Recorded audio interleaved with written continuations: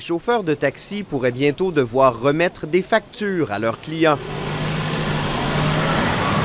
Après les restaurants et les bars qui ont dû se doter d'un module d'enregistrement des ventes, c'est le chiffre d'affaires des chauffeurs de taxi qui intéresse Revenu Québec. On sait qu'on a une importante problématique d'évasion fiscale dans le secteur des taxis. Revenu Québec estime qu'avec les taxis, 72 millions de dollars lui échappent en taxes et impôts chaque année. En juin, un appel d'intérêt a donc été lancé. Revenu Québec est à la recherche d'un moyen novateur pour surveiller les revenus des taxis. L'objectif, c'est d'assurer la conformité fiscale, tout comme on l'a fait dans le secteur de la restauration, où on avait des pertes fiscales annuelles de plus de 420 millions de dollars.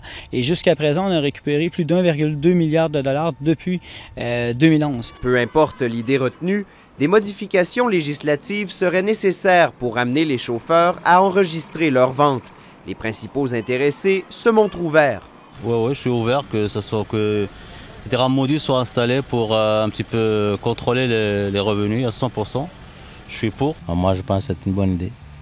Je ne veux pas dire qu'il y a des évasions fiscales, mais c'est quand même bien d'assurer que tout ça va bien. Maintenant, dans l'industrie du taxi, les revenus sont rendus à 90 à 95 % que c'est du crédit.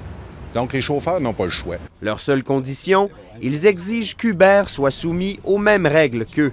Nous, ce qu'on espère du gouvernement, autant que ce soit du Revenu Québec et du gouvernement en place, c'est qu'ils regardent le travail au noir, ce qui est illégal, puis eux aussi devront être comme nous, payer leurs impôts, payer leurs taxes. Uber répète qu'il est prêt à payer taxes et impôts, mais souligne que ses courses sont déjà répertoriées grâce à son application.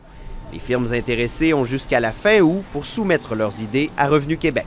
Ici Alexandre Duval, Radio-Canada, Québec.